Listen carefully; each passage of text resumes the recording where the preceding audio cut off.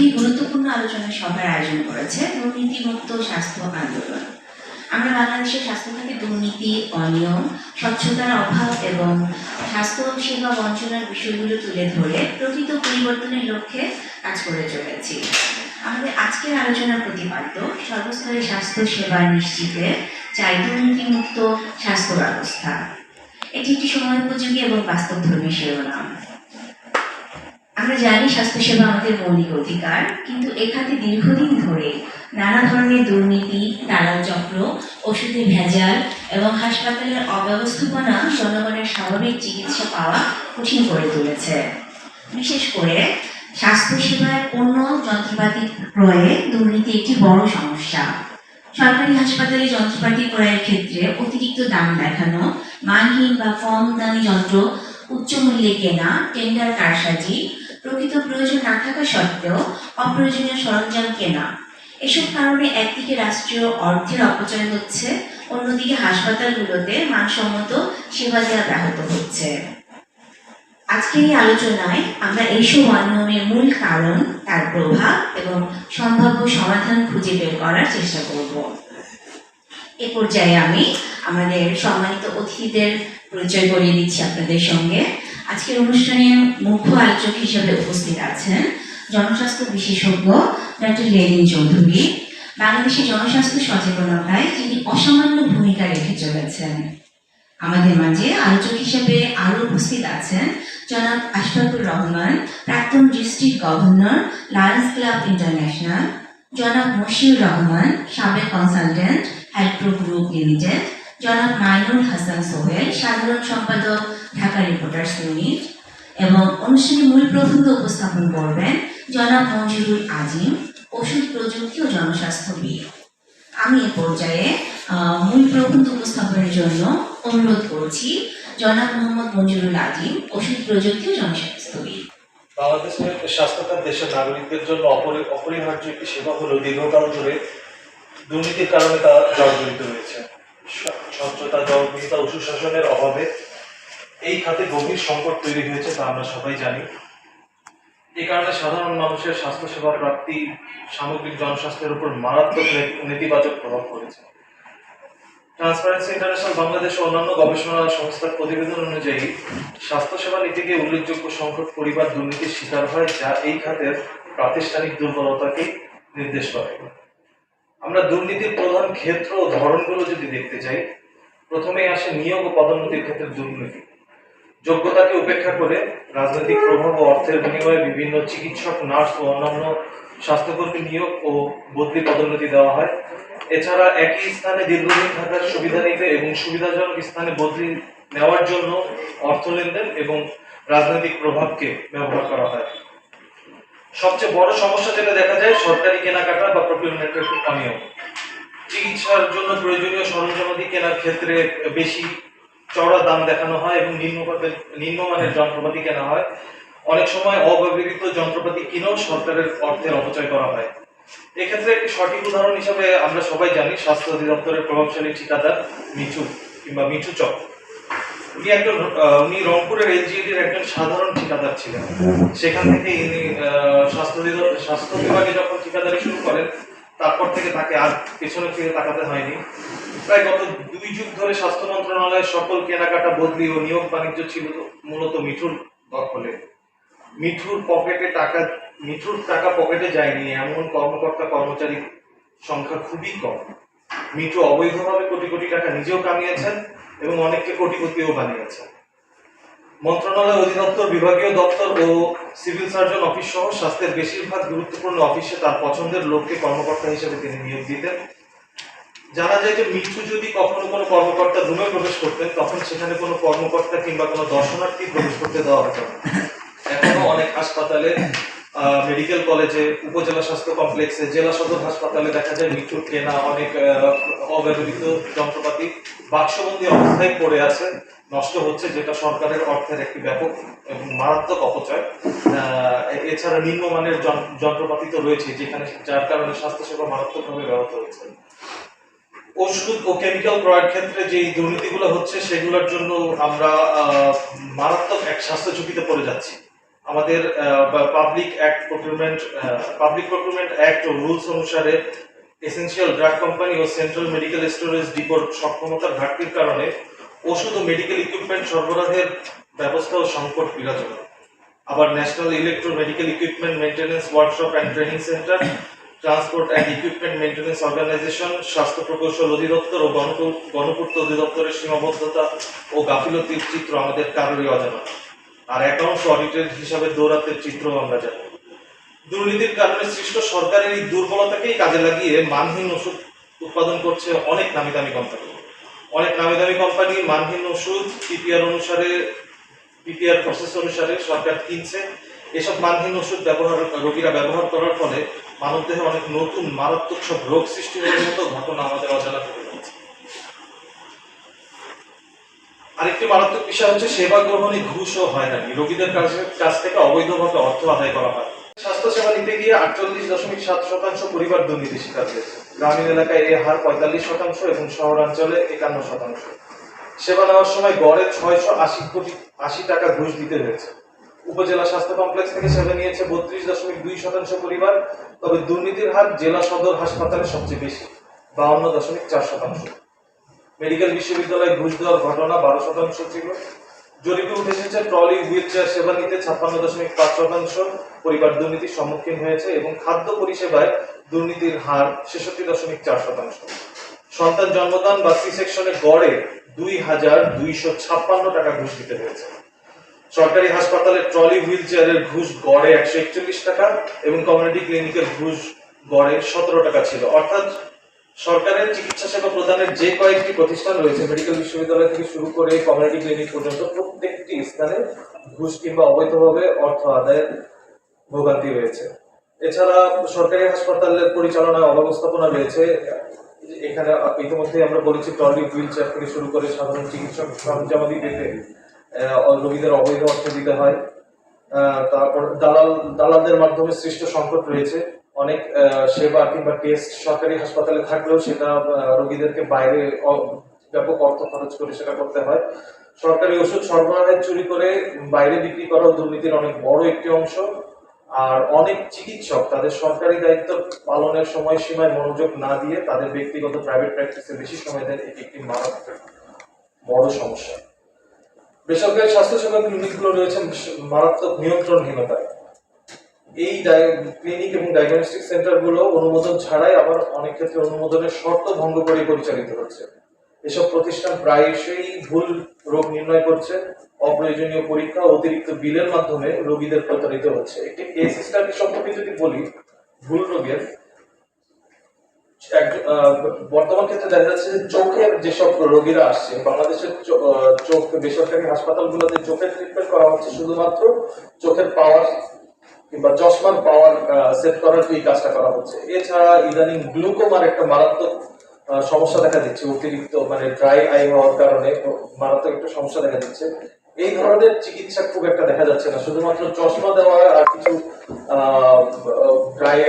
Drop দেওয়া ছাড়া আর তেমন কোনো চোখের চিকিৎসা দেখা যাচ্ছে না, যে কারণে প্রচুর পরিমাণে মানুষ না জেনে বুঝেই অন্ধ হয়ে যাচ্ছে, চিকিৎসার অভাবে অন্ধ হয়ে যাচ্ছে। এই জিনিসটা ইদানিং দেখা যাচ্ছে। দুর্নীতির মূল কারণগুলো যদি উল্লেখ করতে চাই, সেখানে সর্বপ্রথমেই রয়েছে স্বচ্ছতা, জবাবদিহিতার অভাব। সিদ্ধান্ত গ্রহণ প্রক্রিয়া এবং বাজেট ব্যবহারের ক্ষেত্রে যথেষ্ট স্বচ্ছতা নেই।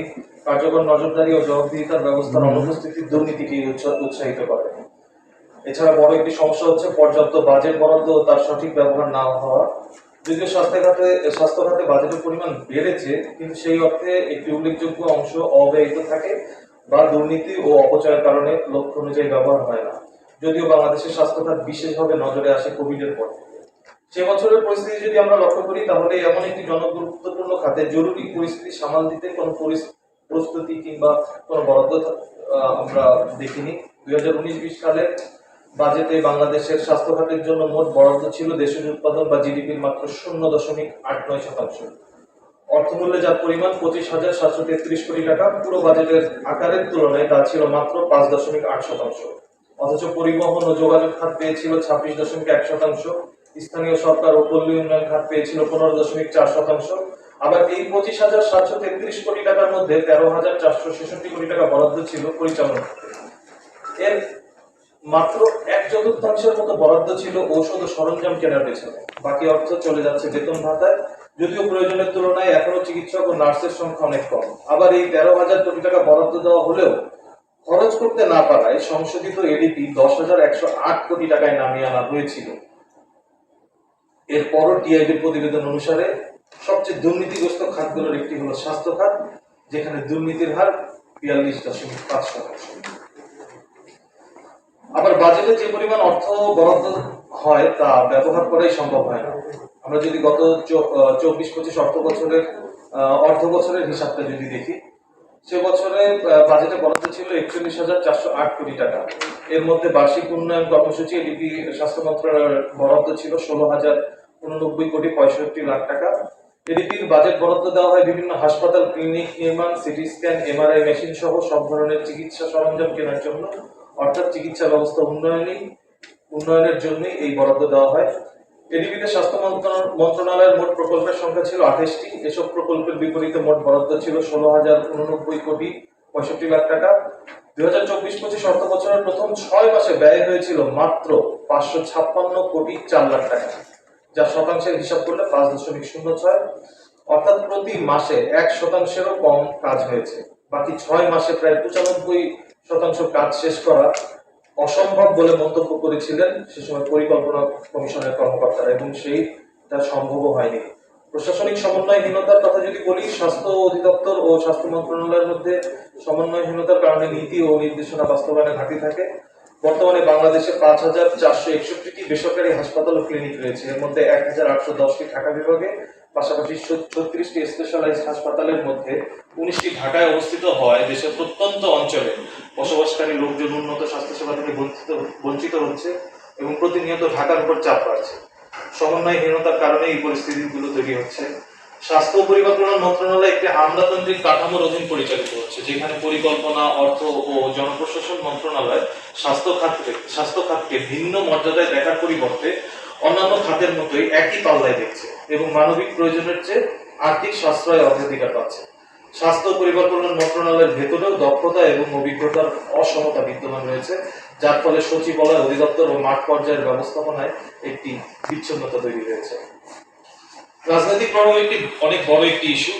রাজনৈতিক প্রভাবের ব্যবহার করে অনেক অসাধু ব্যক্তি বা চক্রের সরকারি কেনাকাটা, নিয়োগ ও বদলিতে প্রভাব খাটিয়ে দুর্নীতি করে থাকে। 2009 সাল থেকে আওয়ামী লীগ সরকার পতনের আগ পর্যন্ত স্বাস্থ্যসেবা ও চিকিৎসা শিক্ষার ক্ষেত্রগুলো প্রবল শক্তি দিয়ে নিয়ন্ত্রণ করেছে আওয়ামী লীগ সমর্থিত চিকিৎসকদের সংগঠন, স্বাধীনতা চিকিৎসক পরিষদ, সাচিব সহ আরো অন্যান্য সংগঠনগুলো। রাজনৈতিক দল সমর্থিত এসব সংগঠন সহ মন্ত্রীদের স্বজন ও তাদের আদর্শে আদর্শিত ঠিকাদার এবং কর্মকর্তারা সকল দুর্নীতির চাকাকে সচল রেখেছে। আইনের দুর্বল প্রয়োগ রয়েছে বাংলাদেশে মারাত্মকভাবে। স্বাস্থ্য খাতের প্রভাব হিসাবে যদি আমরা দেখি, যে আইনের প্রক্রিয়া দীর্ঘসূত্রিতা দুর্নীতিবাজদের শাস্তি থেকে রেহাই পেতে সাহায্য করে। যেমন 11 সেপ্টেম্বর স্বাস্থ্য খাতে সিন্ডিকেট করে বিপুল অর্থ আত্মসাৎ ও পাচারে জড়িত থাকার অভিযোগে দুর্নীতি দমন কমিশনের মামলায় আলোচিত ঠিকাদার মোতাজ্জেরুল ইসলাম মিঠুকে গ্রেফতার করা হলেও 27 নভেম্বর আদালত তাকে জামিন দিয়ে দেন। দুর্নীতির প্রভাবগুলো যদি আমরা দেখি, জনগণের দুর্ভোগ মারাত্মকভাবে বৃদ্ধি হচ্ছে, মানসম্মত সেবা পাচ্ছে না, অতিরিক্ত আর্থিক চাপ তাদেরকে সহ্য করতে হচ্ছে, চিকিৎসা সেবার মানের অবনতি, চিকিৎসকদের যন্ত্রপাতি ও ওষুধ কেনার নিম্নমানের যন্ত্রপাতি ওষুধ কেনার কারণে চিকিৎসার মান খারাপ হচ্ছে, যা রোগীদের আরোগ্য লাভের পথে বড় বাধা হচ্ছে। আস্থার সংকট সৃষ্টি হচ্ছে। দুর্নীতির কারণে সরকারি স্বাস্থ্য ব্যবস্থার উপর সাধারণ মানুষের আস্থা কমে যাচ্ছে, ফলে তারা বাধ্য হয়ে ব্যয়বহুল বেসরকারি চিকিৎসার দিকে ঝুঁকছে। বাংলাদেশ প্রাইভেট মেডিকেল কলেজ অ্যাসোসিয়েশনের গবেষণায় দেখা যায়, প্রতি বছর ভারত, সিঙ্গাপুর, থাইল্যান্ড সহ 19টিরও বেশি দেশে 8 লাখের বেশি রোগী উন্নত চিকিৎসার জন্য যাচ্ছে। এর মধ্যে 17% হৃদরোগ, 14.5% কিডনি, 11.5% অর্থোপেডিক সার্জারি, 11% লিভার ও ক্যান্সার, 9% নিউরোলজি, 6% গ্যাস্ট্রোএন্টারোলজি ও ইউরোলজি এবং 4% গাইনোকোলজি ও জেনারেল সার্জারির জন্য বিদেশমুখী। গবেষণায় উল্লেখ করা হয়, চিকিৎসকদের পর্যাপ্ত সময় না দেওয়া, ভুল রোগ নির্ণয় এবং অব্যবস্থাপনার কারণে আস্থা হারিয়ে বিদেশে যাচ্ছেন রোগীরা। এতে আমাদের বিপুল পরিমাণ অর্থের ক্ষতি হচ্ছে। এছাড়া মানব সম্পদ ক্ষতি হচ্ছে, যে অদক্ষ ও অযোগ্য কর্মীদের নিয়োগের ফলে আহ, যোগ্য কর্মীরা যেরকম বঞ্চিত হচ্ছে, তার পাশাপাশি স্বাস্থ্য ব্যবস্থায় পেশাদারিত্ব ক্ষতি হচ্ছে, যা মহামারী বা দুর্যোগের সময় আমরা সঠিকভাবে দেখতে পাই, যেমন কোভিডের সময় আমরা দেখেছিলাম। উত্তরণের উপায় হিসাবে যদি বলতে চাই, তাহলে সর্বপ্রথমে প্রয়োজন প্রাতিষ্ঠানিক ও কাঠামোগত সংস্কার। এখানে স্বচ্ছ নিয়োগ ও পদোন্নতি নিশ্চিত করতে হবে, রাজনৈতিক প্রভাবকে দূরে রাখতে হবে, স্বজনপ্রীতিকে দূরে রাখতে হবে, ক্রয় প্রক্রিয়ায় ই টেন্ডারিং চালু করতে হবে এবং প্রতিটি ধাপকে পাবলিক ডোমেইন হিসেবে প্রকাশ করতে হবে, যাতে জনগণ এবং সাধারণ মানুষ যেন সবসময় সেটা অবলোকন করতে পারে। স্বাস্থ্য ব্যবস্থাপনাকে আরো শক্তিশালী করতে হবে। দক্ষ ও সৎ জনবল দিয়ে, প্রযুক্তি নির্ভর লোক দিয়ে নিয়োগের সক্ষমতা বাড়াতে হবে। স্বাস্থ্য বাজেট বৃদ্ধি করতে হবে। কঠোর জবাবদিহি ও নজরদারিতার আওতায় আনতে হবে। এক্ষেত্রে একটি শক্তিশালী ও স্বাধীন অডিট সংস্থা কিংবা নজরদারি সংস্থা গঠন করা যেতে পারে, যারা প্রক্রিয়াগুলোকে তদারকি করবে, দ্রুত বিচার ও শাস্তির ব্যবস্থা করবে। এক্ষেত্রে জিরো টলারেন্স নীতি প্রণয়ন করতে হবে এবং নিয়মিত সবাই সম্পদের বিবরণী প্রকাশ করবে। প্রযুক্তির ব্যবহার এবং ডিজিটালাইজেশন বাধ্যতামূলক। বিশ্বের সাথে এগিয়ে যেতে বর্তমানে প্রতিটি ব্যবস্থাকে, যে রোগীর চিকিৎসা, ঔষধের মজুত, যন্ত্রপাতির ব্যবহার এবং আর্থিক লেনদেন সবকিছু ডিজিটাল প্ল্যাটফর্মে নিয়ে আসতে হবে, যাতে সহজেই তথ্য যাচাই করা যায়। কেন্দ্রীয় ডাটাবেসের আন্ডারে এই ডিজিটালাইজেশনটা করতে হবে এবং এখানে নাগরিকদের জন্য একটি স্পেশাল পোর্টাল করা প্রয়োজন, যেখানে তারা কোনো অভিযোগ করলেও যেন তাদের পরিচয়টা সুরক্ষিত রাখা হয়। কেননা আমরা বলেছি যে রাজনৈতিক প্রভাব এর কারণে অনেক সময় কেউ মানে ভয়ে অনেকে অভিযোগ করতে চায় না, সেখানে তাদেরকে নিশ্চয়তা প্রদান করতে হবে। নীতিগত আইনি পদক্ষেপ নিতে হবে, আইনকে প্রয়োজন অনুসারে সংস্কার করতে হবে, বিদ্যমান আইনগুলো পর্যালোচনা করেও সময়োপযোগী এবং শক্তিশালী করতে হবে। বেসরকারি হাসপাতাল ও ক্লিনিকের লাইসেন্স প্রদান এবং সেবার মান এবং ফি নির্ধারণের ক্ষেত্রে কঠোর নীতিমালা তৈরি করতে হবে এবং সেটা প্রয়োগও করতে হবে। আর সর্বোপরি সামাজিক সচেতনতা এবং অংশগ্রহণ নিশ্চিত করতে হবে। পরিশেষে বাংলাদেশের স্বাস্থ্য খাতের দুর্নীতি একটি কাঠামোগত সমস্যা, যা কেবলমাত্র সরকারের একক প্রচেষ্টায় দূর করা সম্ভব নয়। এই চ্যালেঞ্জ মোকাবিলায় সরকার, স্বাস্থ্যকর্মী, সুশীল সমাজ এবং সাধারণ নাগরিক সকলের সম্মিলিত প্রয়াস অপরিহার্য। স্বাস্থ্য খাতের সুশাসন নিশ্চিত করা গেলেই কেবল দেশের একটি মানুষ তাদের মৌলিক অধিকার হিসাবে মানসম্পন্ন স্বাস্থ্যসেবা লাভ করতে পারবে। ধন্যবাদ জনাব মঞ্জুরুল আজিম। আপনার মূল্যবান বিশ্লেষণ আমাদের স্বাস্থ্য খাতের বাস্তবতা আরো পরিষ্কারভাবে তুলে ধরেছে। আমরা মূল প্রবন্ধের উপরে মুক্ত আলোচনায় যাব। তার আগে আমাদের মাঝে উপস্থিত আছেন জনাব মাইন হোসেন সোহেল ভাই। ওনার একটা জরুরি কাজের জন্য উনি আগে চলে যাবেন, সেজন্য আমি সোহেল ভাইকে অনুরোধ করছি তার মূল্যবান বক্তব্য দেওয়ার জন্য। ধন্যবাদ জানাচ্ছি আজকের অনুষ্ঠানের প্রধান অতিথি। আপনারা জানেন আসলে জনস্বাস্থ্য বিশেষজ্ঞ ডাক্তার লেলিন চৌধুরী। উনি কৃতজ্ঞতা জানাচ্ছেন এই সবার আগেই এসে উপস্থিত হয়েছেন এবং আমরা হয়তো নতুন কিছু পাবো স্বাস্থ্য খাতের অনিয়ম দুর্নীতি নিয়ে। আসলে উনি দীর্ঘদিন থেকে কাজ করছেন। আছেন আমাদের মধ্যে লায়ন্সের প্রাক্তন ডিস্ট্রিক্ট গভর্নর আমাদের আশফাকুর রহমান ভাই। আসলে রোটারি বা লায়ন, লিও, এরা আসলে আপনারা জানেন মানুষের কল্যাণে কিছু কাজ করে থাকে। আর সেক্ষেত্রে আমি মনে করি যে আশফাক ভাই দীর্ঘদিন থেকে সেই ভূমিকাটি রাখছেন এবং স্বাস্থ্য খাতে তার আলাদা কোনো চিন্তা আছে। আমি মনে করি যে এর আগেও তিনি কাজ করেছেন স্বাস্থ্য খাত নিয়ে, তো উনি হয়তো ভালো কিছু করবেন। পাশাপাশি আরেকজন আসলে স্বাস্থ্যের লোকই আমাদের মশরুর রহমান ভাই আসলে কনসালটেন্ট হিসেবে কাজ করেছেন এর আগে স্বাস্থ্য খাতে। আমি কৃতজ্ঞতা জানাচ্ছি। ওনারা আসলে অনেক কিছুই বলবেন। আমরা আসলে সাংবাদিক, আমি নিজের সাংবাদিক, আমাদের আসলে বলার বিষয় জানি, এটাই আমরা হয়তো লেখার চেষ্টা করি। তারপরেও আসলে কিছু বলতে হবে, এই জন্য আসলে বলা। পাশাপাশি যেটা হচ্ছে আমার অভিজ্ঞতা থেকে দুই একটি কথা বলছি। আমি শুরুতে আমাদের আজকের প্রবন্ধ উপস্থাপক বলেছেন যে টিএবির একটি অনুসন্ধানে আসছে যে আমরা 42.5% দুর্নীতি, মানে স্বাস্থ্য খাতের দুর্নীতির বিষয়টি। আসলে স্বাস্থ্য খাতের দুর্নীতির অনেক বিষয় এখানে এসেছে। আমি শুরুতে যেটা বলবো যে আমার বেসিক ট্রিটমেন্টটাই আমি পাচ্ছি না, এটা হচ্ছে আমার সবচেয়ে বড় অসমতার জায়গা। যে আমি হঠাৎ করে কোনো কারণে হসপিটালে যাব, সেখানে গিয়ে আমি বেসিক ট্রিটমেন্টটা পাচ্ছি না, এমার্জেন্সিতে যাব। দেখা গেল যে সর্বশেষ একটু উদাহরণ দিই, গত সপ্তাহে আহ, পঙ্গু হাসপাতালে আমার একজন পেশেন্ট পাঠিয়েছি। তো পাঠানোর পরে ওখানে এমার্জেন্সিতে গেছে, ইমার্জেন্সিতে দালাল ছিল দুই একজন, তারা বললো যে এখানে ট্রিটমেন্ট হবে না, আপনার পার্শ্ববর্তী একটা ক্লিনিকে নিয়ে গেল তাকে। তো আমি এদিকে পরিচালককে বলে রেখেছি, উনি আর পরিচালকের কাছে না গিয়ে সরাসরি চলে গেলেন ওই দালালের, কারণ সে মনে করছে যে এখানে সরকারি হয়তো ট্রিটমেন্ট পাবো না, অন্য কোথাও গেলে হয়তো ভালো ট্রিটমেন্টটা পাবো। এই যে চিন্তা, এই যে আমাদের মধ্যেই আসলে নানাবিধ চিন্তা কাজ করে যে আমি সেবাটা পাবো কিনা, আবার আমি দালালের খপ্পরে পড়ে গেলাম, তাহলে মানে ওই পরিবারটি আসলে না চিকিৎসা সেবা পাচ্ছে, না তার আস্থা আছে স্বাস্থ্যখাতের উপরে। তো এই বিষয়গুলো আসলে আমি মনে করি যে দুর্নীতির প্রথম বা অসমতার প্রথম ধাপ হচ্ছে এখানে আমাদের এমার্জেন্সি সার্ভিসটা, বা আমাদের হাসপাতালে গেলে যে সে ট্রিটমেন্টটা পাবে সেই নিশ্চয়তাটা আমরা এখনো দিতে পারিনি। তা আমি মনে করি যে আজকে 54 বছর বা 55 বছর হয়ে গেছে বাংলাদেশের জন্ম, তো এরপরেও আমরা আসলে এই জায়গায় যেতে পারিনি। আরেকটা বিষয় হচ্ছে আমরা সবসময় ফেস করি, দেখা যাচ্ছে লোক আছে ট্রিটমেন্ট আছে, লোক নাই ট্রিটমেন্ট নাই। আমি ঢাকা মেডিকেলে পাঠাচ্ছি, ঢাকা মেডিকেলে রুগী 5 দিন পরে আছে কিন্তু কেউ দেখবে না। যদি উপরে থেকে কাউকে বলানো যায়, হসপিটালের কাউকে বলানো, তাহলে হয়তো সে ট্রিটমেন্টটা পাবে। এই যে অসমতাটা আসলে আমাদের আস্থার সংকট এখানেই আমি মনে করি গোড়াতেই। আমরা এই সার্ভিসগুলোতে যদি যথোপযুক্ত ভাবে আগাতে পারি, তাহলে হয়তো আমরা এই অসমতাটা দূর করতে পারবো, স্বাস্থ্য খাতের অনিয়মটা দূর করতে পারবো। এখানে আসছে আমাদের প্রবন্ধ উপস্থাপক বলেছেন যে স্বাস্থ্য খাতের অনিয়মের হোতা আমরা সবাই জানি, আমরা লিখছি, কিন্তু কি হচ্ছে কয়েকদিন দীর্ঘদিন পরে হয়তো এই সরকার তাকে জেলে নিতে পেরেছে, অন্য সরকার হয়তো বা তাকে জেলে নেওয়ার ক্ষমতা ছিল না, মোতাজ্জেরুল ইসলাম মিঠু। আপনারা জানেন যে মেশিন দিয়েছে, মানে বাক্স দিয়েছে, মেশিন নাই। জার্মানির প্রোডাক্ট, চায়নার প্রোডাক্টের উপরে জার্মানির প্রোডাক্ট লিখে, জাপানের প্রোডাক্ট লিখে সে দিব্যি আজকে প্রায় 20 বছর চালিয়ে যাচ্ছে তার এই অপকর্ম, কিন্তু আলটিমেটলি সে কিন্তু আবার জামিনে মুক্তিও পেয়েছে।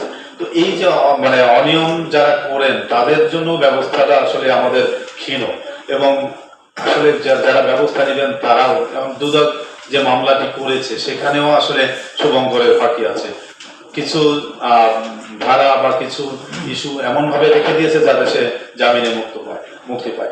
এই বিষয়গুলো আসলে আমাদের অনিয়মকে আরো মানে আমি বলবো শানিত করছে, যে অনিয়মটা যাতে আরো সুচারুভাবে করতে পারে। মিঠুর কিন্তু পরবর্তীতে চিন্তা থাকবে অনিয়ম করে তো আমার কিছুই হয় না, আমি অনিয়ম করে গেলে তো সমস্যা নেই, তাহলে স্বাস্থ্যখাত কি আসলে এইভাবে ডুবে যাবে? আমি আরেকটা বিষয় হচ্ছে যে 5ই আগস্টের পরে পট পরিবর্তনের পরে দেখা গেছে যে আগে যেভাবে ট্যাগিং এর রাজনীতি ছিল, এখনো সেই ট্যাগিং এর রাজনীতি। আপনি প্রমোশনের ক্ষেত্রে দেখেন কিভাবে বঞ্চিত করা হয়েছে, যারা যোগ্য তাদেরকে বঞ্চিত মানে একেবারেই বঞ্চিত বলতে তাদের প্রমোশন দেওয়া হয়নি। এই যে তাহলে আপনি কিভাবে স্বচ্ছতা নিয়ে আসবেন? আমরা 5ই আগস্টের পরে চিন্তা করেছিলাম নতুন বাংলাদেশ পাবো, সেক্ষেত্রেও কিন্তু এই ট্যাগিং এর রাজনীতি, সেই ভালো মন্দ, ভালো ডাক্তার বা ভালো চিন্তাটা আমরা আনতে পারিনি। তাহলে আসলে কিভাবে স্বচ্ছতা ফিরবে দেশে? তো এই বিষয়টা আমরা আমাদের আজকের উপস্থাপক যারা আছেন, অভিজ্ঞ মানুষ, আজকে যারা বিশেষ অতিথি আছেন, প্রধান অতিথি আছেন, তারা হয়তো বলবেন যে এটা কিভাবে উত্তোলন করানো যায়। আর পাশাপাশি যেটা হচ্ছে রেফারেন্স সিস্টেমটা নিয়ে দীর্ঘদিন কথা হচ্ছে। আমি মনে করি যে রেফারেন্স সিস্টেমটা যদি গ্রাম থেকে একজন ডাক্তারের মানে পেশেন্ট ডাক্তারের কাছে আসার সুযোগ পায় যে উনি এই ডাক্তারের কাছে যাবেন বা এই হসপিটালে যাবেন নির্দিষ্টভাবে, তাহলে হয়তো বা এই রেফারেন্স সিস্টেমটা যদি সঠিকভাবে চালু করা যায়, হয়তো কিছুটা হলেও স্বাস্থ্য সেবার মানটা বাড়বে, বা ওই ব্যক্তি, গ্রামের একজন মানুষ এসে ট্রিটমেন্টটা পাবে।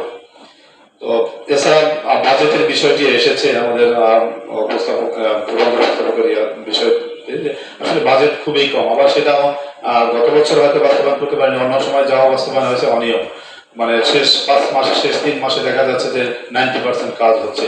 তো এই ক্ষেত্রে স্বচ্ছতাটা আনা জরুরি, পাশাপাশি বাজেটের পরিমাণ ও স্বাস্থ্য খাতে বাড়ানো দরকার। আসলে সেক্ষেত্রে আমরা সবসময় দেখি যে স্বাস্থ্য খাত উপেক্ষিত হচ্ছে, 4-5-এর মধ্যেই থেকে যাচ্ছে। এটা আসলে 10% করা উচিত। আমি মনে করি যে আসলে বাজেটে স্বাস্থ্য খাতের অবস্থান 10% হওয়া উচিত এই বর্তমান প্রেক্ষাপটে, নাহলে আসলে আমাদের দেশের স্বাস্থ্য ব্যবস্থা আগাতে পারবে না। পাশাপাশি আপনারা জানেন যে চেম্বার ফি, আমাদের ডাক্তারদের চেম্বার ফিটা আসলে কারো 2,000 টাকা, কারো 1,500 টাকা, কারো 1,200 টাকা। একজন গরিব মানুষের পক্ষে আসলে 2,000 টাকা দিয়ে কোনো ভালো ডাক্তারকে দেখানো সম্ভব না। আমি মনে করি যে এটা সরকারিভাবে এর আগেও হয়তো কোনো অনেক উদ্যোগ নেওয়া হয়েছে, কিন্তু বাস্তবায়ন হয়নি। আমি মনে করি একটা লিমিটেশনের মধ্যে আনা উচিত, অন্তত পক্ষে মানে 500 হোক, 1,000 হোক, যে কোনো একটা, মানে 500 টাকার বেশি আসলে আমাদের অনেক গরিব মানুষের সক্ষমতা নাই।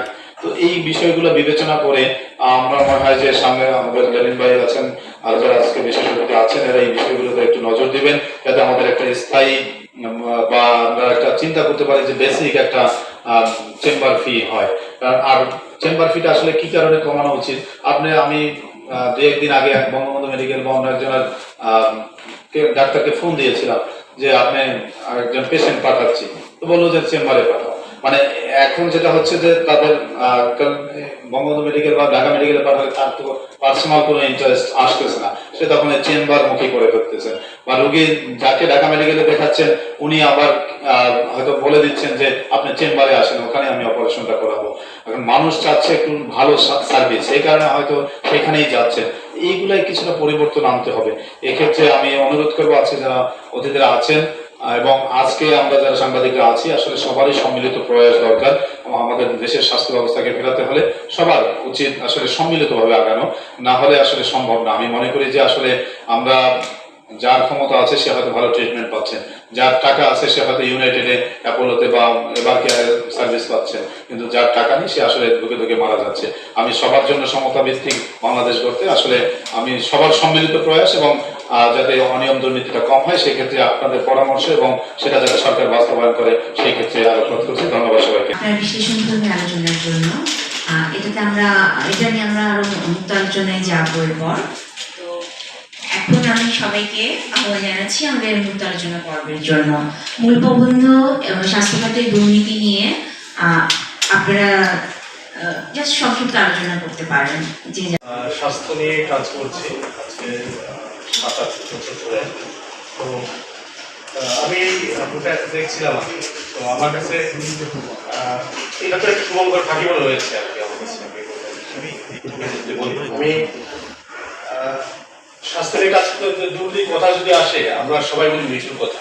মিঠুর অনেক কিছু করছে, 5 মাসের পরে করেছে আর কি। করার পর আমি দেখেছি যে স্বাস্থ্যক্ষেত্রে বাংলাদেশের সাবেক যে স্বাস্থ্যমন্ত্রী জাহিদ মালিক এবং তার যে ছেলে তিনি সহ স্বাস্থ্য শিশু কর্মকর্তারা এই সঙ্গে জড়িত। এবং দুদকও আমি যদি নাম ধরে যদি বলি যে সাবেক একজন ডিরেক্টর ছিলেন প্রশাসক আর কি সামিউল ইসলাম, তো সাদি, তার বিরুদ্ধেও দুদকে পর্যন্ত মামলা হয়েছে, অভিযোগ আছে আর কি। কিন্তু সেগুলো টাকা দিয়ে বা কোনোভাবে ম্যানেজ করে সেগুলো বন্ধ হয়ে গেছে দুদকে। এবং এই যে আমি এমনকি আমি যে যখন খবর করতে গেছি, যখন আমি সংবাদ করবো আর কি কাজ করতে গেছি, তখনও আমি বাধার মুখে পড়েছি। এবং সেই বাধারও এসেছে আমারই হয়তো কোনো কলিগের, সিনিয়র কোনো কলিগের মাধ্যমে, তুমি এসব করো না, বাদ দাও, ঠিক আছে। তো এই কাজগুলো আমার কাছে মনে হয়েছে যে আমরা যতই দুর্নীতির কথা বলি না কেন, যদি আমাদের যারা আসলে দুর্নীতিগুলো সুযোগ করে দেয় ওই জায়গাগুলো লাগাম যদি আসলে আমরা টানতে যদি না পারি, অধিদপ্তর বলেন বা মন্ত্রণালয় বলেন, যে জায়গাগুলোতে হোক না কেন, আপনি সিএনএসজি বলেন, স্বাস্থ্য অধিদপ্তর বলেন, মন্ত্রণালয় বলেন, যদি এই জায়গাগুলো আমাদের প্রশাসনিক বা সিস্টেমের যদি আমাদের আসলে উন্নতি না হয়, সিস্টেমেও ঘাটতি আছে, ওই সিস্টেমেও এই আমরা যে বলছি ইজিপির মাধ্যমে কেনাকাটা, ওখানেও বড় জালিয়াতি হচ্ছে আর কি, যেটা আমরা পেয়েছি। একটু ঘাটলেই সবাই এটা জানতে পারবে কি ধরনের জালিয়াতিগুলো হয় কাজ পাওয়ার ক্ষেত্রে। তো আমার এই জায়গায় মানে হচ্ছে যে আমার বক্তব্য হচ্ছে যে এটাতে অনেকগুলো করা হয়েছে, আপনারা অনেক কথা বলছেন, কিন্তু আমার কাছে মনে হচ্ছে শুধু জাহেদ আর হচ্ছে মানে মিঠুর মধ্যে না থেকে আরো যে বড় বড় রাঘব বলরা আছে, যে শত শত কোটি টাকা এখান থেকে হাতিয়েছেন, তাদের নামগুলো আসা উচিত, তাদেরকেও আলোচনা হওয়া উচিত। তাহলে জাতি আসলে জানতে পারবে যে এই কাজগুলো আসলে কারা করেছে। শুধু মিঠুগুলো তো এটা আসলে সলিউশন আসলে হবে না। বই করেছেন, একটা সুন্দর প্রবন্ধ উপস্থাপন করেছেন, খুব ভালো হয়েছে। আমি এই যে বইটা, এই বইটাতে আমি দেখতে পাচ্ছি এটা হলো মিঠুময় বই। মানে এই বইটায় যত প্রবন্ধ আছে সবগুলো প্রবন্ধে শুধুই মিঠু। আচ্ছা, মিঠু কি এই স্বাস্থ্যের সবকিছু ছিল? স্বাস্থ্যের বিশাল বড় বড় নেতৃবৃন্দ ছিলেন। মিঠুকে একা সব দুর্নীতি করে ফেলতে পারছেন? শুধু মিঠু নিয়ে আলোচনা হয়েছে, কিন্তু মিঠুর পেছনে যারা তাকে সহযোগিতা করেছে তাদের নিয়ে খুব একটা আলোচনা দেখি না। তাদেরও এরকম বড় বড় করে আলোচনা, এরকম বই করা উচিত। বই করলে শেষ হবে না। এই স্বাস্থ্যের যেখানে যাওয়া যায় সেখানে মিঠু ছিল, কিন্তু মিঠুর পেছনে কে ছিল? নিশ্চয়ই কেউ ছিল। মিঠুকে সহযোগিতা করেছে, মিঠুর কাছ থেকে কমিশন খেয়েছে, নানা কিছু করেছে, যার কারণে মিঠু খালি বাক্স দিয়ে টাকাটা নিয়ে চলে গেছে। হ্যাঁ, খালি বাক্স দিয়েছে, এখানে রিপোর্ট হয়েছে, জানাজানিও হয়েছে, কিন্তু কিছুই হয়নি। হ্যাঁ, বাক্সের ভিতরে যে মেশিনটা, সেই মেশিনটা পাওয়া যায়নি। মিঠুই রয়ে গেছে, পিছনে যারা ছিল তারা রয়ে গেছে। আর দুর্নীতির মুক্ত করতে হলে যোগ্য এবং সৎ লোকটাকে সঠিক জায়গায় বসাইতে হবে। আমরা শুধুমাত্র দুর্নীতি করি, কিন্তু সততার কথা বলি না, আমরা যোগ্যতার কথা বলি না। হ্যাঁ, সৎ লোক যদি না থাকে, এর সাথে আপনারা যাই কিছু করবেন, যেখানে যাকে বসাবেন কোনো কাজ হবে না, দুর্নীতি হবে। আগে আপনার সৎ লোকটাকে সঠিক জায়গায় বসাইতে হবে। আর সৎ লোক কিন্তু এমনি আসে না, আকাশ থেকে পড়ে না, সৎ লোককে তৈরি করতে হয়। হ্যাঁ, আমাদের যে শিক্ষা ব্যবস্থা, সেই শিক্ষা ব্যবস্থাটা কিন্তু সত্যতা তৈরি হওয়া, সৎ লোক তৈরি হওয়ার মতো যথেষ্ট কিছু নেই। শিক্ষা ব্যবস্থাটাকে পরিবর্তন করে ফেলতে হবে, তাহলেই যদি ভালো কিছু হয়। আমি স্বাস্থ্য নিয়ে কাজ করি, এখানেও আমিও এই বিষয়টা আসলে নতুন করে বলার কিছু নেই। আমার আগে যে ভাই কথা বলেছেন তাদের সাথে আমি একমত। আরেকটা বিষয় কি হচ্ছে যে মিঠুকে এখন থেকে আমরা একটু সচেতন হচ্ছি মিঠুর ব্যাপারে, কিন্তু ইন ফিউচার আর কয়েকদিন পরে যে মিঠুর মতো আরেকজন মিঠু তৈরি হবে না, এটার বিষয়ে আমাদের কি করণীয়? আসলে আমরা কোন জায়গাতে আসলে দুর্নীতি মুক্ত করতে গেলে আমাদের মূল ফ্যাক্টরটা কি, কোথায় হাত দিতে হবে, কোন জায়গাটাকে আমাদের রিফর্ম করতে হবে, এই বিষয়টা কি একটু গুরুত্ব দিয়ে দেখা যায় কি, ভাবা যায় কি? বা আজকে যে সেমিনারটা হলো যে স্বাস্থ্যসেবা খাত, এটি কিন্তু অত্যন্ত গুরুত্বপূর্ণ। যতগুলো খাত, যতগুলো মন্ত্রণালয় আছে, স্বাস্থ্যসেবা খাতটা অত্যন্ত গুরুত্বপূর্ণ একটা জায়গা আমি মনে করি। সেই জায়গাটা শুধুমাত্র কি একটা সেমিনারের এই সুন্দর একটা আয়োজনের মধ্যে দিয়ে শেষ হবে, নাকি ভবিষ্যতে আরো আপনাদের কর্মকাণ্ডগুলো আমরা যাতে সামনে আনতে পারি ইন ফিউচার? মিঠু যেন আর তৈরি না হয়, মিঠুর পিছনে কারা আছে, কে কিভাবে এটাকে করছে? কারণ মিঠু কাজ পেলে সেই যার কাছ থেকে কাজ দিচ্ছে তাকে তো একটা মোটা অঙ্কের কমিশন দিচ্ছে, সেও ইন্সপায়ার হচ্ছে যে মিঠুকে কাজ দিতে হবে। আবার নতুন একটা মিঠু আসবে, তাকেও সেই শর্ত দিয়ে কাজ দিবে। আসলে ব্যাপারটা কি এরকমই চক্রাকারে ঘুরবো আমরা বাংলাদেশ, নাকি আমাদের আসলে এই থেকে মুক্ত হতে পারি আমরা? এই আর কি ব্যাপার। এটা কারণ কি, আমি যদি বলি যে আমাদের স্বাস্থ্য সংস্কার কমিশন যে একটা প্রতিবেদন দিয়েছিল, আমরা সেটাতে দেখেছিলাম যে আমাদের এই যন্ত্রপাতি কোথায় কি লাগবে সেই ডিসিশন নেয় হচ্ছে মন্ত্রণালয় থেকে। অর্থাৎ ক্ষমতায় যারা থাকেন তাদেরকে আমরা প্রশ্ন করতে পারি না, তারা নির্ধারণ করে কোন হাসপাতালে কোন মেশিন যাবে, সেটার চাহিদা আদৌ আছে কিনা, সেটা প্রয়োজন আছে কিনা, এই নিয়ে আসলে কোনো কথা হয় না, কেউ আমরা কথা বলি না। এরপর দীর্ঘদিন পরে থাকে আমরা সাংবাদিকরা, আমরা আছি, আমরা এই রিপোর্টগুলো করি, এটা কোনো কাজেও আসে না। অথচ ঢাকায় যদি বলি, ঢাকায় সরকারি হাসপাতালে এখন কয়টা রেডিওথেরাপি আপনি দেখেন, ক্যান্সার ইনস্টিটিউট যেটা, সেখানে একটা মেশিন চালু আছে। এই ঢাকা, এই সারা বাংলাদেশের 60 থেকে 70% রোগী এখানে আসে। এই রোগীদের আমরা হত্যা করছি। আমি মনে করি যারা এই ক্ষমতার শীর্ষে আছে তাদেরকে আমাদের প্রশ্ন করা উচিত, যেটা আমরা ব্যর্থ হচ্ছি। আমার মনে হয় এই জায়গায় আমাদের কাজ করা উচিত। সেই স্বাস্থ্য খাতের আলোচিত ব্যক্তি ধরা পড়েছে, যদি আগে আওয়ামী সরকারের সময় তার ধারে কাছে কেউ বিষয় মনে হয় না ওরকম সাহস পেয়েছেন। আমি খুব ছিলাম যে না, এবার হয়তো মিঠুর কিছু হবে, কিন্তু কিছুদিন আগে এই যে হতাশার যে খবরটা পেলাম যে মিঠু যখন জামিন হলো, মিঠু যখন তখনই বেরিয়ে গেল, বেরিয়ে যাওয়ার পরেই আমরা খবরটা জানতে পারলাম। তা এই সরকারের সময় যে এই যে ঘটনা, এটা তো আসলে খুবই দুঃখজনক। এবং এই ঘটনাগুলো খুবই হতাশার। মিঠুদের মতো মানুষ যদি সবসময় এরকম আইনের ফাঁক ফোকর দিয়ে বেরিয়ে যায়। এর আগে আমাদের সহকর্মীরা বিভিন্ন সময় নিউজ করেছেন যে মিঠুর মানে দুদকে এর আগে বিভিন্ন সময় মিঠুর নামে অসংখ্য অভিযোগ হয়েছে, কিন্তু কোনো অভিযোগেই কোনো সময় মিঠুর বিরুদ্ধে কোনো ব্যবস্থা নেওয়া হয়নি। ভুরি ভুরি তার বিরুদ্ধে অভিযোগ হয়েছে এবং আমরা বিভিন্ন সময় সংবাদ মাধ্যমে আমাদের সহকর্মীরা নিউজও করেছে যে দুদকের কর্মকর্তাদের ছেলে মেয়েদের বিদেশে পড়াশোনা, তাদের বাজারঘাট সবকিছু মিঠু করে দেয়। একজন কর্মকর্তা এখান থেকে দেশের বাইরে যখন যায় তখন সেই কর্মকর্তা কোন গাড়িতে চড়বে, কি করবে, কোন হোটেলে থাকবে, কি করবে, স্বাস্থ্য মন্ত্রণালয়ের বা সরকারের উদ্যোগতা কর্তৃপক্ষের এইগুলো মিঠু নির্ধারণ করে দেয়। দেশের কোথায় কি হচ্ছে, কোন হাসপাতালে কি যন্ত্রপাতি লাগবে, এগুলো মিঠু নির্ধারণ করে দেয়। তা এইগুলো যদি এভাবে চলতে থাকে এবং এই সরকারের সময় এসেও যদি মিঠুরা মানে ছাড়া পেয়ে যায় বা রক্ষা পেয়ে যায়, তাহলে এই খাত তো আর কখনোই মানে দাঁড়াবে না। বা আমাদের মতো যারা আমাদের সহকর্মী যারা আছে, যে দেখলাম যে মিঠুর বিরুদ্ধে কতগুলো, তাদের প্রায় 100-100-র উপরে নিউজ হয়েছে মিঠুর বিরুদ্ধে, কিন্তু মিঠুর কিছুই হয়নি।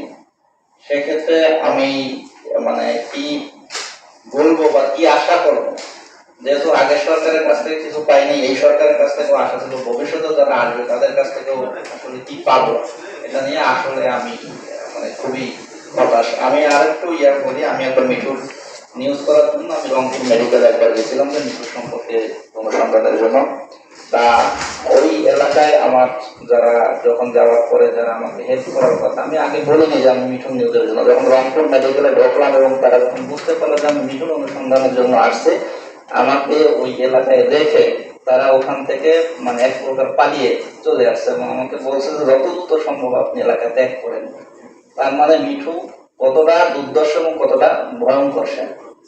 তাই আমি কর্তৃপক্ষের কাছে অনুরোধ জানাবো মিঠু এই যে এইগুলা অন্তত এই সরকার এটা বিবেচনা করবে, যাতে মিঠু বিদেশে পালিয়ে যেতে না পারে বা তার যে কেনাকাটা শুধু মিঠু না, যারাই স্বাস্থ্যের এই কেনাকাটা গুলো, যেমন আমাদের দেশ থেকে অসংখ্য রোগী দেশের বাইরে চলে যায়, এর যাওয়ার নেপথ্য কারণ হচ্ছে আমাদের ডায়াগনোসিসটা ভালো হয় না। আমাদের দেশে কিন্তু মানে ডাক্তারদের যে আমি নিজেও বিদেশে বিভিন্ন সময় ট্রিটমেন্ট করেছি, তখন আমি দেখেছি যে আমাদের ডাক্তাররা অনেক আন্তরিক অনেক ভালো সেবা দেন, কিন্তু ডায়াগনোসিসটা যদি ভুল হয় তাহলে ডাক্তার তো সেই সেবাটাও তো ডাক্তার ঠিক মতো দিতে পারবেন। ডাক্তার যে রিপোর্ট পাবে, ডাক্তার সেই রিপোর্টের উপরেই ব্যবস্থাপনা পত্রটা দেয়।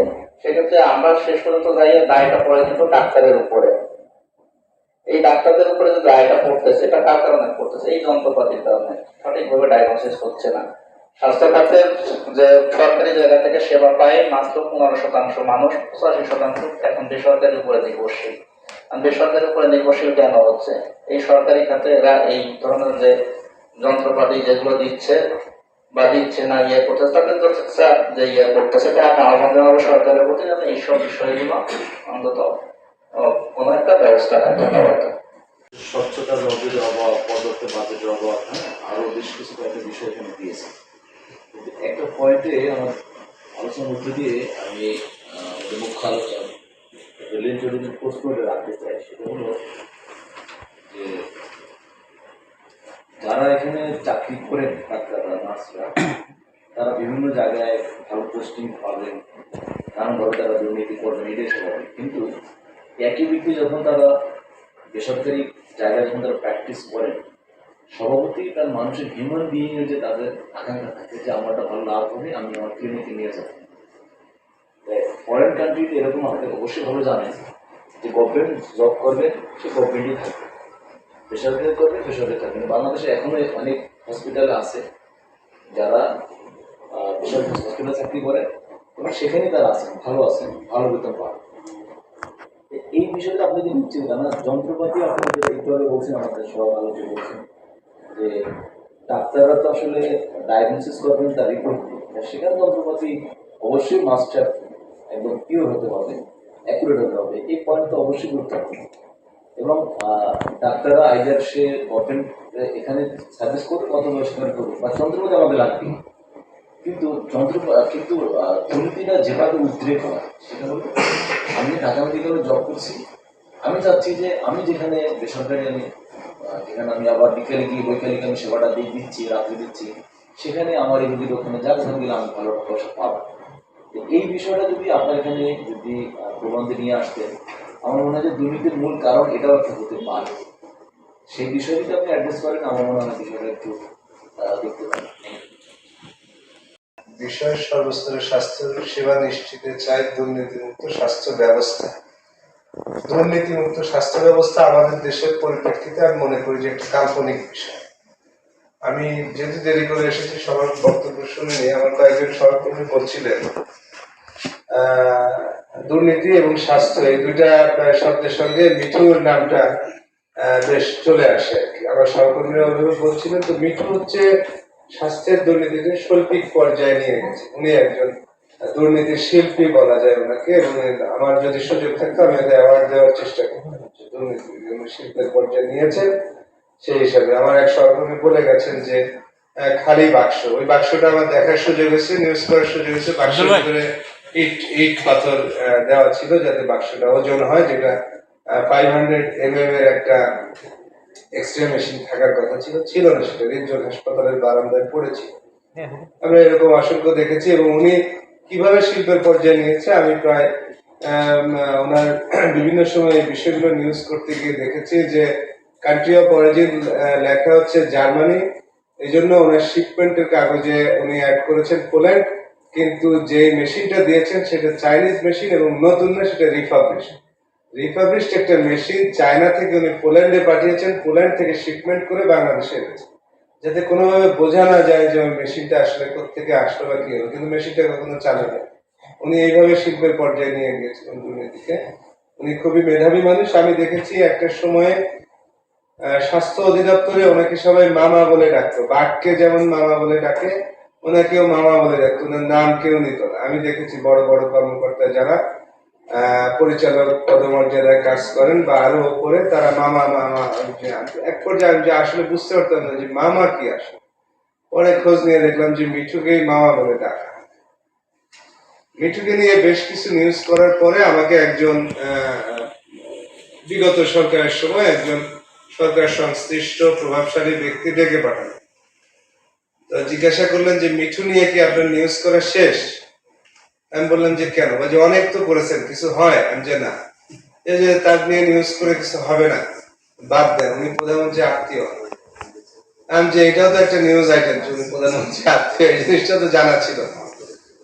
যাই হোক, আমরা নির্লজ্জতা দেখেছি। আমি মন্ত্রণালয়ে ঢোকার সময় দেখেছি যে আমি তখন মিঠুকে সরাসরি ওনাকে চেহারা চিনতাম না। একজন ব্যক্তি ঢুকেছেন এবং মিনিস্ট্রির যারা সিকিউরিটি থেকে শুরু করে সকল পর্যায়ের লোকজন ওনার পেছন পেছন, নেতা ঢুকলে নেতার পেছনে যেমন যায় ওনার পেছন পেছন হইচই করতে করতে যাচ্ছেন, এবং উনি এরকম টাকা উড়াতে উড়াতে যাচ্ছেন, সবাই টাকা কুড়িয়ে নিচ্ছেন। এই দৃশ্য আমার দেখা, মিনিস্ট্রির বারান্দাতে দেখা, ঢোকার গেটে এই দৃশ্য আমার দেখা। তখন যে বিস্ময়কর মানুষটিকে মন্ত্রণালয়ের মতো একটা হাইলি সিকিউর জায়গায় উনি এরকম টাকা উড়িয়ে ঢুকছেন বেরোচ্ছেন, এবং পুলিশের এসবির এনএসআই এর লোকজন দৌড়ে দৌড়ে তাকে স্যার বলে সালাম করছেন আর টাকা নিয়ে আসছেন, তখন উনিই মিঠু, যে সেই বিস্ময়কর মানুষ। আমার সহকর্মীরা বলেছেন, একজন বলেছেন সম্ভবত কালেকণ্ঠ শিমুল, যে মন্ত্রণালয়ে বসে সিদ্ধান্ত হয়। হ্যাঁ, মন্ত্রণালয়ের সিদ্ধান্ত হয়, সেটা দেখার সুযোগ হয়েছে। একজন সচিবের রুমে আমি ছিলাম, স্বাস্থ্য সচিব, তখন একজন ঠিকাদার গিয়ে, মিঠুর মতো একজন ঠিকাদার গিয়ে বললেন যে এটা হচ্ছে আপনার 64 ডিস্ট্রিক্টের চাহিদাপত্র, আপনি এটা অনুমোদন করে দেন। তা সচিব সাহেব দেখলাম যে বলে যে ঠিক আছে, রেখে দেন, আমি দেখছি। আমি পিছনে পিছনে বেরিয়ে বললাম যে 64 ডিস্ট্রিক্টের চাহিদাপত্র তো প্রত্যেক জেলা থেকে স্বাস্থ্য অধিদপ্তর থেকে মন্ত্রণালয় আসার কথা, আপনার কাছে আসলে বলে যে এটা আমি করে দিচ্ছি, ডিজি অফিসের কষ্ট করতে হবে। তো কোন হসপিটালে কি কেনা হবে না, এটা আমাদের মহান ঠিকাদারের সিদ্ধান্ত নিতেন মন্ত্রণালয়, এবং অধিদপ্তরে যারা চাকরি করেন ওনাদের যেন কষ্ট না হয়। স্পেসিফিকেশন কি হবে, টেন্ডার নোটিশটা কিভাবে হবে, সেটাও ওনারা ওনাদের স্টাফ দিয়ে করিয়ে দিন। আর এটার একটা অংশ কাজ না করে একটা বড় অংশ আমাদের মন্ত্রণালয়ের যারা অধিকর্তা রয়েছেন তারা এটা সুযোগ সুবিধা নিতেন। শুধু ছেলে মেয়ে বিদেশে পড়বে তা না, দুদকের সাবেক একজন চেয়ারম্যান, দুদকের বিরুদ্ধে যেহেতু দুদকে যারা চাকরি বাকরি করেন ওনাদের বিরুদ্ধে তো মামলা টামলা হয় না, ওনারা মামলার বিরুদ্ধে ওয়ারেন্ট অফ প্রেসিডেন্স ওনাদের জায়গায় কোথায় আছে আমি জানি না, কিন্তু ওনারা সবসময় মামলার বিরুদ্ধে দেখেন। মিঠুর অফিসে কাজ করতেন দুদকের একজন সহকারী পরিচালক, একজন উপপরিচালক। সকালবেলা মিঠুর অফিসে গিয়ে কাজ করতেন, মিঠুর অফিস থেকে তারা বাসায় যেতেন। আমরা লিখেছি, আমরা বলার চেষ্টা করেছি, কখনোই কিছু হয়নি। তার বিরুদ্ধে যে অভিযোগগুলো একের পর এক দুদকে অভিযোগ গিয়েছে, কোনো অভিযোগ উপর পর্যন্ত যেত না, এর আগে অভিযোগ নিষ্পত্তি করে দেওয়া হতো বা অভিযোগ চাপা পড়ে যেত। এমনকি আমাদের মহান মিঠু সাহেব যেটা করেছেন, ওনার একটা সাংবাদিক সার্কেল ছিল, যে কথাটা কেউ বলবে না।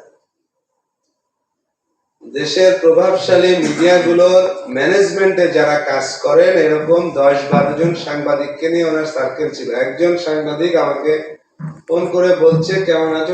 আমি ভাই কোথায় আছো? তা বলে যে আমি এখন সাগরের গহীনে। আমি যে সেটা আবার কেমন? তো যার ওই যে মিঠু ভাইয়ের নাম শুনেছো না, ওনার তো একটা বিলাসবহুল প্রমোত্তরী আছে, উনি আমাদেরকে এই যে ভ্রমণে নিয়ে আসছে। আমরা এখন কক্সবাজার থেকে প্রায় 15-20 কিলোমিটার সাগরের ভেতরে আছি। তো উনি মোটামুটি সব দিকেই ম্যানেজ করতে পারতেন। এবং একটা কথা বলা বাকি রয়ে গেছে, সেটা বাংলাদেশে বলা যায় না, এটা বললে নাকি বিপদ হয়। আমি একাধিক ব্রিগেডিয়ার মেজর জেনারেলকেও দেখেছি মিঠুর পেছনে সারসার বলে। তো শুধু মিঠুকে দোষ দিয়ে লাভ নেই। মিঠু তৈরি করতে আমাদের অ্যাডমিনিস্ট্রেশন, আমাদের ব্যুরোক্রেসি, এরা সবাই মিলে চেষ্টা করেছে। মিঠু এককভাবে যে দায়ী তা না। তো আজকে যদি দুর্নীতি মুক্ত স্বাস্থ্য ব্যবস্থার কথা বলতে হয়, তাহলে আমাদের প্রথমে অ্যাডমিনিস্ট্রেশনের কথা বলতে হবে, যে সিভিল অ্যাডমিনিস্ট্রেশন, মিলিটারি অ্যাডমিনিস্ট্রেশন, সকল ধরনের অ্যাডমিনিস্ট্রেশনে যারা আছেন তাদেরকে ভালো হতে হবে, যেন মিঠু তৈরি হতে না পারে। দুর্নীতি দমন কমিশন যারা আছেন তাদেরকে ভালো হতে হবে, যেন মিঠু তৈরি হতে না পারে। 500 টাকার গন্ধে যেন সবাই বিক্রি হয়ে না যায়। সম্মানিত সুধী, আলোচনার এই পর্যায়ে আমি আমন্ত্রণ জানাচ্ছি আমাদের জনাব বাশিরুর রহমান, সাবেক কনসালটেন্ট, হেলথ গ্রুপ লিমিটেড। স্বাস্থ্যের জন্য দরকার সুচিকিৎসা। সুচিকিৎসার জন্য রোগীর সঠিক রোগ নির্ণয় করতে হয়। সঠিক রোগ নির্ণয় করার পর একজন চিকিৎসক রোগীর চিকিৎসার সেবা দেওয়া শুরু করেন। গুণগত মানের মেডিকেল যন্ত্রপাতি দিয়ে সঠিকভাবে রোগ নির্ণয় না করা চিকিৎসা সেবা প্রদান করে রোগীর নিশ্চিত মৃত্যুমুখে পড়বে। বর্তমানে প্রেক্ষাপটে রোগীদের সঠিক রোগ নির্ণয় নিশ্চিত করার জন্য গুণগত মানের মেডিকেল যন্ত্রপাতি একান্ত অপরিহার্য। আর এই গুণগত মানের মেডিকেল যন্ত্রপাতির সঙ্গে রাষ্ট্রকে আর্থিক ক্ষতির সম্মুখীন হতে হবে। বৈষম্যহীন স্বাস্থ্য খাত দুর্নীতিমুক্ত ক্রয় ব্যবস্থা, এই বইটি স্বাস্থ্য খাতকে দুর্নীতির একটা বড় চিত্র প্রমাণ সহ মূল তুলে ধরতে সক্ষম হয়েছে বলে আমি মনে করি। বইটি পৃষ্ঠা 177-178 আপনি দেখতে পারবেন যে একটা কোম্পানি বেঙ্গল সায়েন্টিফিক একই যন্ত্র 1,52,480 টাকায় দিয়েছে। 30 গুণ বাড়িয়ে সে একই যন্ত্র মিঠু সাহেবের কোম্পানি 51 লক্ষ টাকায় সরবরাহ করেছে, যা 33 গুণ, একের অপরের পক্ষের থেকে 33 গুণ বেশি। তো দুর্নীতি কী পর্যায়ে গিয়ে ঠেকেছে স্বাস্থ্য খাতে, এটা আমরা এটা প্রমাণ হিসাবে একটা শুধুই উদাহরণ দিয়ে বুঝাইতে চাই। বৈষম্যহীন স্বাস্থ্য খাত দুর্নীতিমুক্ত ক্রয় ব্যবস্থা, বইটি রাষ্ট্র অত্যন্ত গুরুত্বপূর্ণ স্বাস্থ্য খাত ও চিকিৎসা সেবায় যথেষ্ট ভূমিকা রাখবে বলে আমি মনে করি, আশা প্রকাশ করি।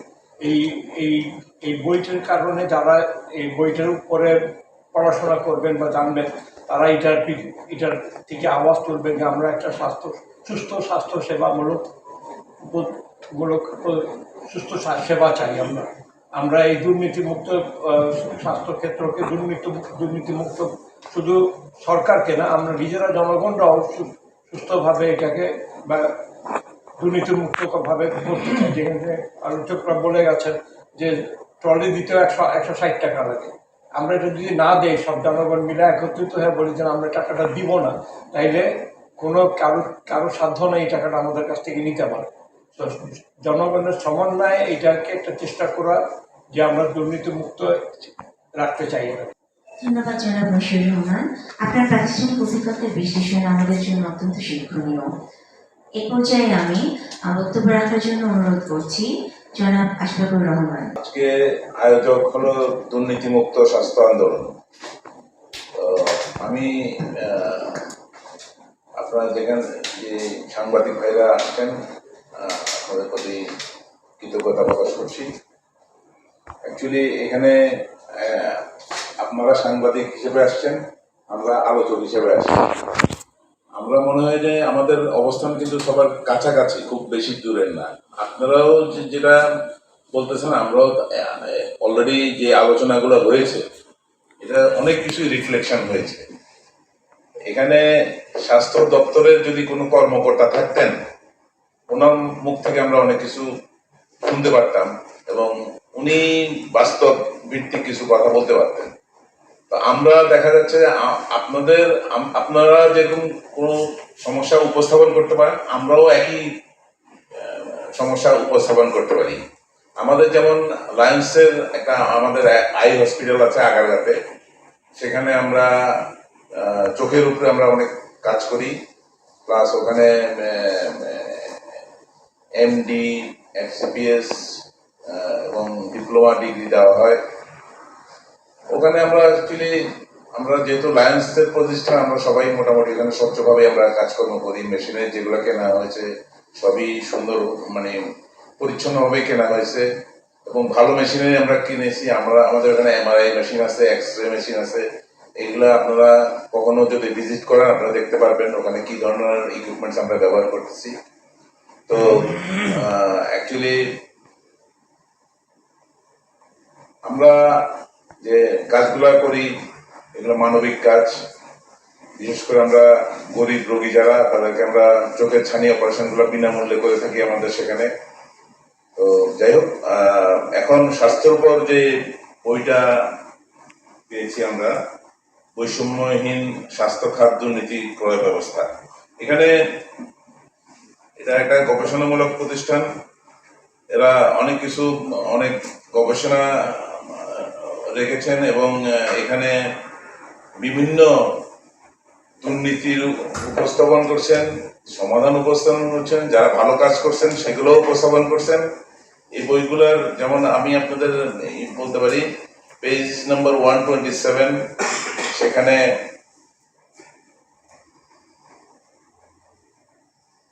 গ্যাস্ট্রোলিভার হসপিটালে কিছু যন্ত্রপাতি প্রদান করা হয়েছে এবং সেই যন্ত্রপাতিগুলি খুব ভালো পারফর্ম করতেছে। এবং ওনারা যে সমস্ত যন্ত্রপাতি স্থাপন করেছেন তারা কিন্তু সেগুলা ওয়ারেন্টি পিরিয়ড পার হওয়ার পরেও বিভিন্ন জায়গায় বিভিন্ন হসপিটালে ওনারা বিনামূল্যে আফটার সেল সার্ভিস দিয়ে যাচ্ছেন। এটাও একটা ভালো।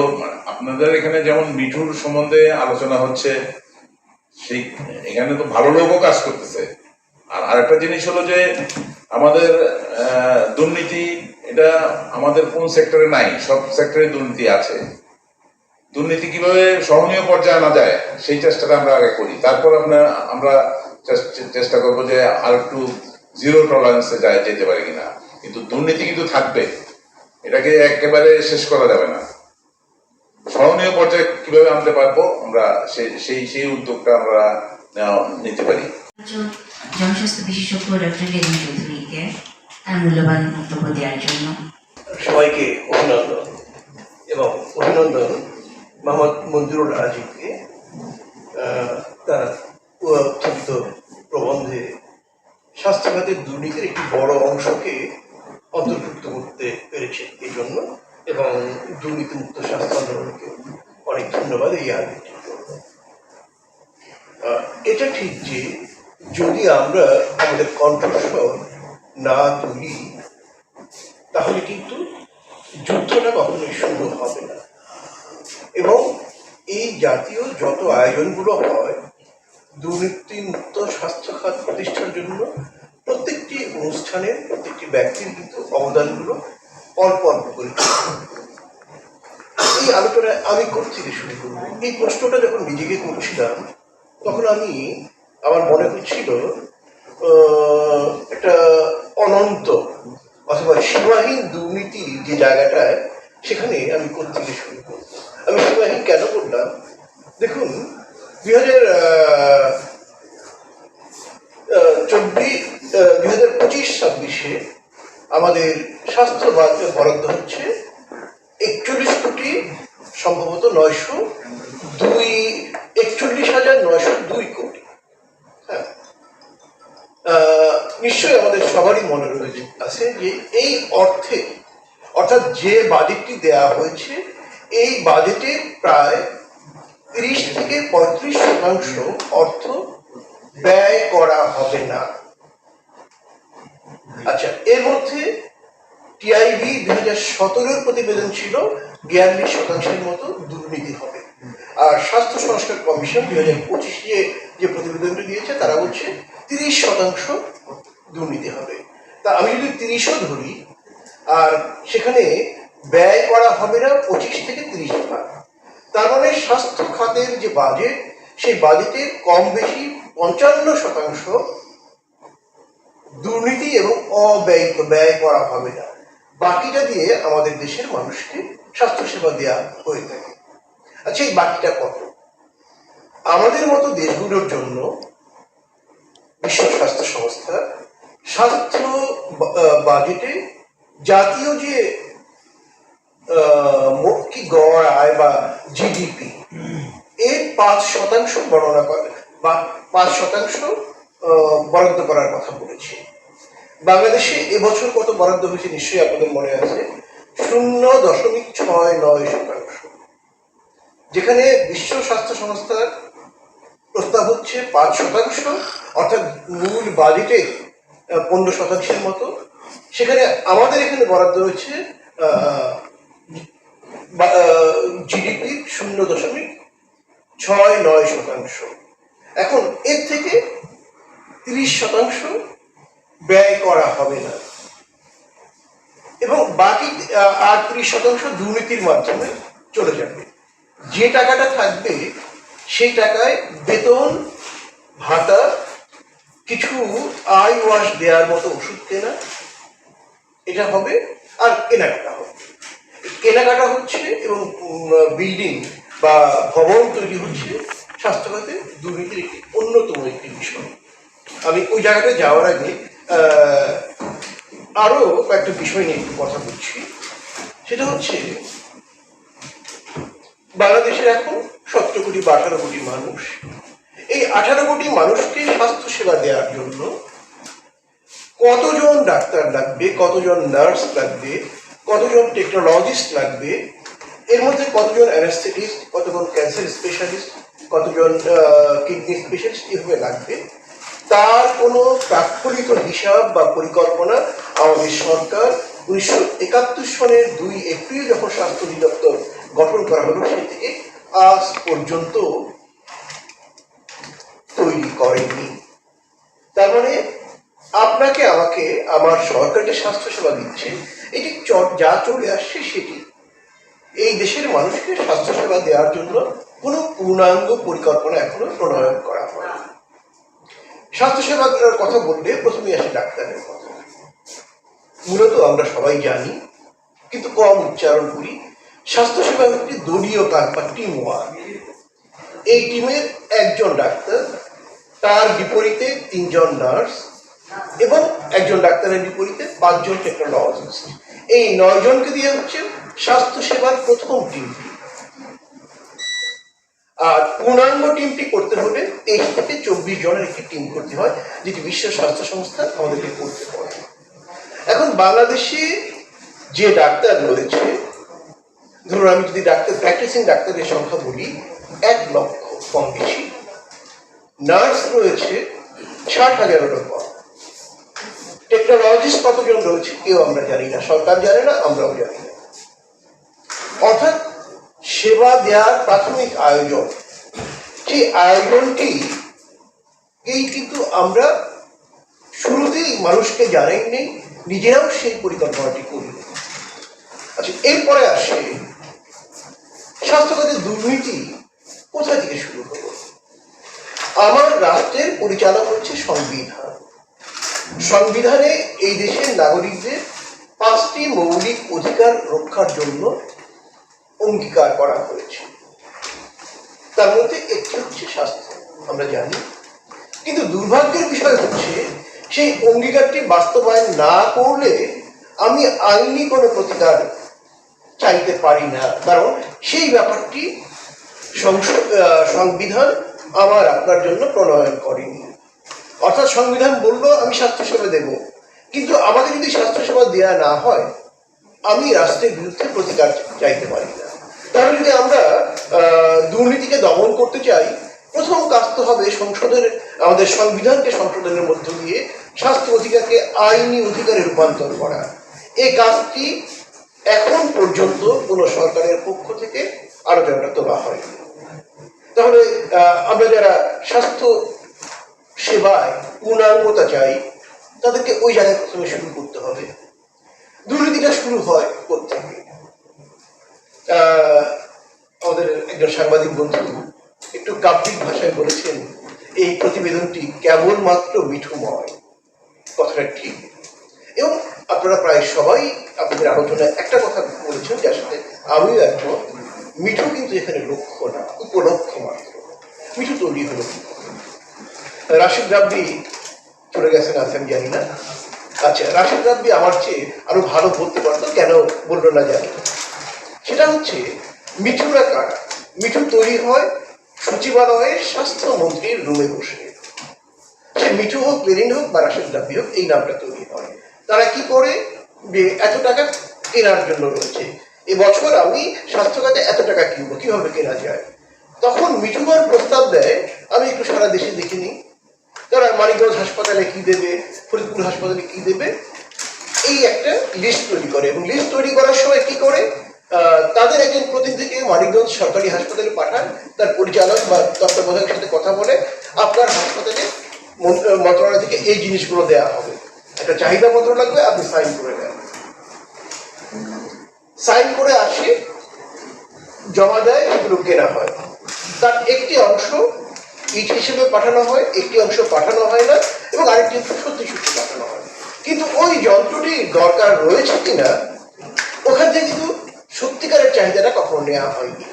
যেমন আমি জানি মানিকগঞ্জের হরিরামপুর উপজেলা, যখন সেই উপজেলায় বিদ্যুতের সংযোগ স্থাপিত হয় নাই, সেই উপজেলা হেলথ কমপ্লেক্সে একটি এক্সরে মেশিন পাঠানো হতো, তারপরে কিন্তু সেটা খোলা হয় নাই। তাহলে এক্সরে মেশিন চালানোর জন্য বিদ্যুৎ হচ্ছে প্রথম শর্ত, সেটি নাই। এই যে ব্যাপারগুলো, এভাবেই কিন্তু মিঠুকে মাধ্যম হিসেবে গ্রহণ করে স্বাস্থ্য সেবা খাতের ক্রয়গুলো ব্যবহার করা হয়। এবং এই টাকা যিনি মন্ত্রণালয়ের দায়িত্বে থাকেন তিনি পান। আমি সঙ্গত কারণে নাম উল্লেখ না করে বলবো, একবার একজন স্বাস্থ্যমন্ত্রী বলছিলেন আমাদের সামনে, এই টাকাটা যে কোথায় যায় সেটা আপনাদের বলতে পারি না। আমি নিশ্চয়ই বোঝাতে পেরেছি এই দুর্নীতির শেকড় কোন পর্যন্ত বিস্তৃত। স্বাস্থ্য খাতকে দুর্নীতিমুক্ত করার জন্য প্রধানমন্ত্রীর নির্দেশ উপেক্ষিত হয়। আপনি তো রিপোর্টার, আমি তো বলাবাজ বা চিৎকার করি। প্রধানমন্ত্রীর, আপনারা নিশ্চয়ই মনে আছেন, 2020 সনে JMI এর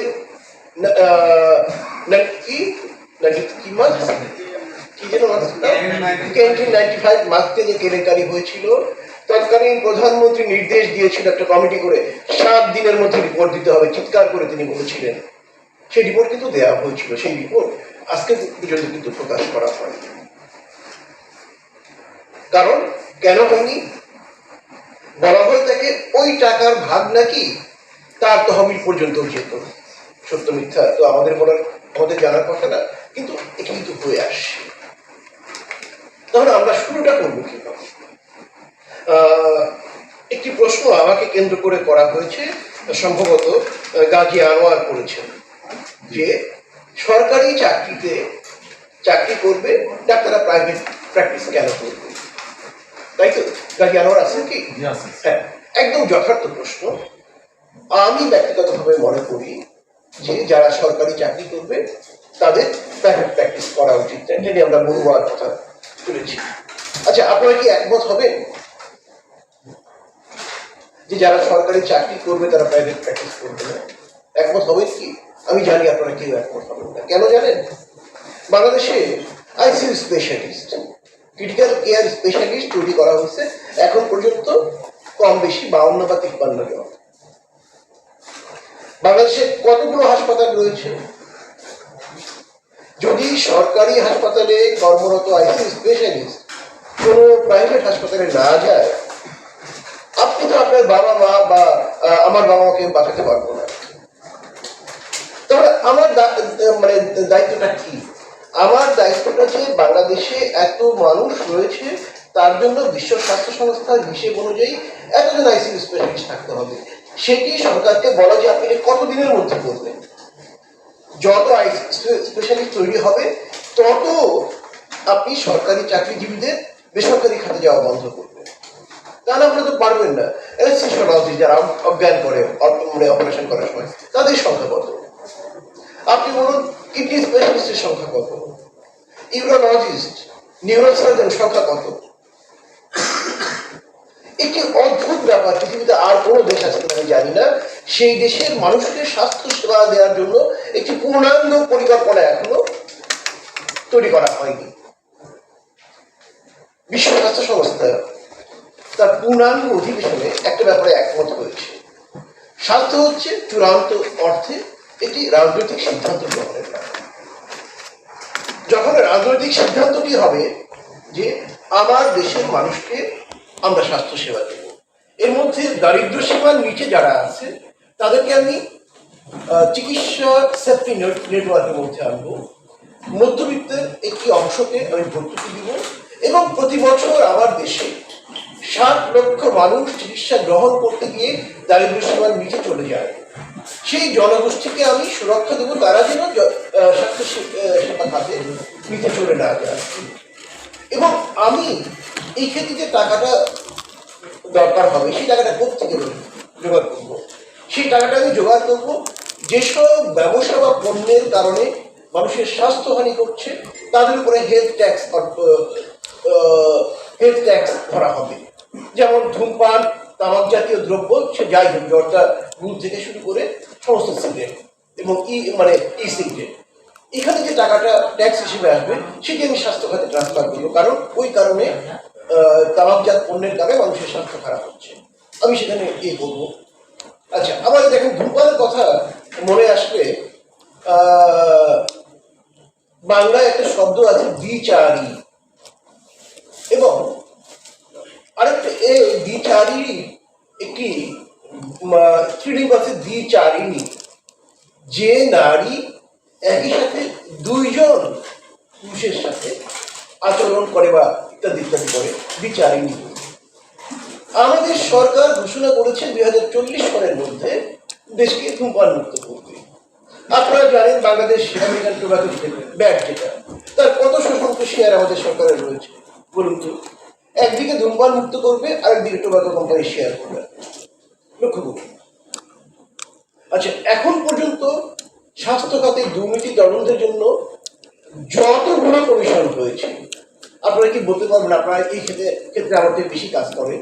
কোন কমিশনের রিপোর্ট প্রকাশিত হয়েছে এবং প্রকাশিত হলে তার বিরুদ্ধে ব্যবস্থা নেওয়া হয়েছে? কেন হয়নি?